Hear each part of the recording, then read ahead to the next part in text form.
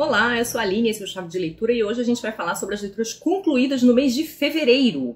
Eu comecei o mês relendo Emma. Vou mostrar essa edição, mas não foi essa edição que eu li. Eu li a edição da Antofágica, que está aí em pré-venda. Vou deixar a capa dela aqui, porque novamente a Antofágica me convidou, estou honradíssima, para fazer as aulas que são disponibilizadas para quem compra a edição deles. Na pré-venda, o livro é vendido pela metade do preço, então aproveitem, a pré-venda acontece lá na Amazon. E, gente, eu gostei ainda mais do livro na releitura.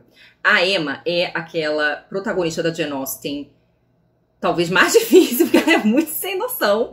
É uma pessoa vaidosa, é uma pessoa intrometida, uma pessoa fofoqueira. Mas, cara, Jane Austen é a rainha da análise social, dos personagens complexos. Tem um personagem idealizado aqui. Eu acho muito engraçado as pessoas falarem da Jane Austen como uma autora de histórias de amor, quando ela não é uma autora de histórias de amor. Ela é uma grande analista da indústria do casamento na Inglaterra do século XIX. Né? Não tem nada de idealizado ali.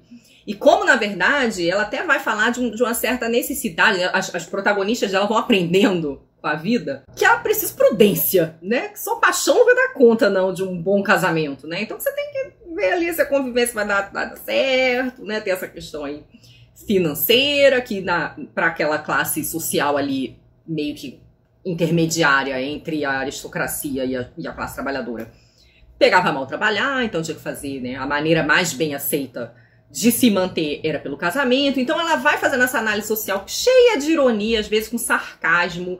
É maravilhoso. Aqui a gente tem um narrador que usa discurso direto livre e a gente vai vendo a Emma achando que tá arrasando, quando na verdade ela tá cometendo as piores gafes. Eu ria tanto lendo esse livro. E ele nem é um livro tão engraçado, é porque assim, a Emma é uma personagem que ela é muito irritante em alguns momentos. Quando você vê que ela tá errada ou que ela tá se ferrando, a gente, né, aquela crueldadezinha ali nasce em nosso ser. É melhor que seja com a literatura do que na vida real, né? Mas enfim, é livraço, gente. Janinha brilha. Assim, leiam. Talvez, pra quem nunca leu Jane Austen, talvez não seja a primeira melhor entrada. Mas eu acho que pra quem tá acostumado com os livros dela e não leu ainda, olha, adoro. Em seguida, eu li um livro que é bem diferente do que eu costumo ler, que é, vamos dizer assim, um livro sobre organização. E eu tenho um pouco de ranço com essa cultura da organização.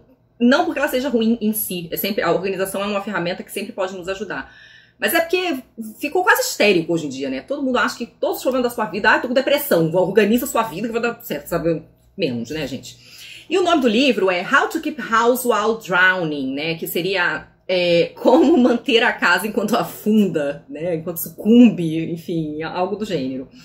E ele tem o subtítulo de A Gentle Approach to Cleaning and Organizing, que seria uma abordagem gentil à limpeza e à organização. A autora é Kissy Davis, ela tem um Instagram.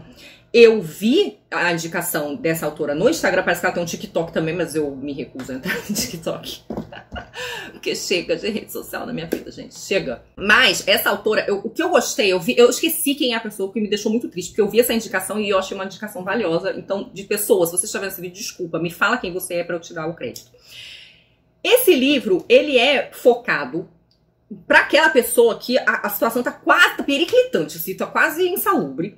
Mas essa pessoa tem algum problema de sofrimento mental, tá? Então, ou ela é uma pessoa que tem TDAH, está em depressão, está no puerpério, que foi uma situação que a autora passou. A autora teve depressão pós-parto quando ela tinha um bebê recém-nascido, né? E mais uma outra menininha, que acho que devia ter 1 ou 2 anos, ou seja, ela tinha 2 bebês. E ela é TDAH, ou seja, ela tem transtorno de déficit de atenção e hiperatividade. O livro, ele é focado assim para pessoas que são um pouco mais caóticas, né, que não tem essa dificuldade de lembrar das coisas e de cumprir tarefas, tendem à procrastinação, mas também a pessoas neurotípicas mesmo. Então, pessoas que por uma condição têm essa dificuldade de seguir certas regras ou certas fórmulas e deixar tudo sempre organizado, porque, gente, o processo mental das pessoas, a cabeça das pessoas é muito diferente, né? Então, às vezes, aquilo que pra você é facílimo de organizar, pra outras pessoas é um dispêndio tão grande de energia. E aí, o que ela vai fazer, que eu achei, assim, uma ideia brilhante, eu nunca tinha pensado nisso. Ela já escreve o livro para facilitar a leitura de pessoas neurotípicas. Então, o livro, ele é escrito com capítulos curtos. E vamos pensar aqui, gente, isso não é um livro literário, isso é uma ajuda, é uma ferramenta para ajudar pessoas a se organizar. Então ela não vai querer te extenuar mais de extenuado que você já tá. Então o livro tem capítulos curtos. Esses capítulos, para quem, por exemplo, tem dificuldade de perceber ambiguidade ou metáfora, ela explica a metáfora em notas de rodapé. E ela vai compartilhar a experiência dela de sistematizar um esquema de organização que não seja extenuante, seja perfeccionista, mas que impeça que você afunde no lixo, né? Que a sua casa vira-se um lixão e você precisa ser interditado. Então ela vai comentando coisas que são práticas, que são muito realistas, e vai mostrando, assim, são perspectivas muito interessantes, né? Como, por exemplo, não existe orientação moral na bagunça ou na limpeza. E como se num dia você só conseguir fazer 2 coisas das 5 que você precisava, ter 2 coisas feitas é melhor do que não ter nenhuma, né? Então ela vai mostrando essa perspectiva para momentos de crise mesmo. Então eu gostei muito da perspectiva, eu achei o livro muito interessante. Ele, pelo que eu reparei, ele não tá em português ainda, eu li em inglês e vi que tem edição dele em espanhol, que inclusive é mais barata do que a edição em inglês. Eu vou deixar o link aqui no box de informação para quem se interessar, tá? Mas eu achei uma perspectiva possível e muito interessante para pessoas que têm essa dificuldade de se manter o tempo todo organizado, tudo limpo, porque a mente, a funcionamento não ajuda, não contribui, porque a pessoa está realmente afundada numa crise muito densa. Eu recomendo muitíssimo, foi uma leitura que eu adorei fazer. Em seguida, eu li o livro do querido Rafael de Souza, poeta pernambucano, que é Os Grilos Também Sabem Voar. Eu falei desse livro no Instagram e vou deixar o link aqui para quem quiser ler o textinho. Rafael é um poeta muito jovem, o que me impressionou muito, porque ele tem um domínio da língua e da poesia muito impressionante. Eu vou deixar a capa do livro dele aqui, porque eu, quando li o livro ainda estava na pré-venda, o livro agora já está disponível para venda, mas eu ainda não recebi a cópia física, eu li em e-book. Capa linda, inclusive. E o Rafael, eu diria que ele é um poeta que escreve no clássico, assim, ele gosta de uma língua, né, da expressão mais clássica da língua. Ele trabalha muito bem a forma metrificada, os sonetos. É difícil ser bom sonetista e ele consegue, porque o soneto ele tem toda uma orientação lógica nas estrofes.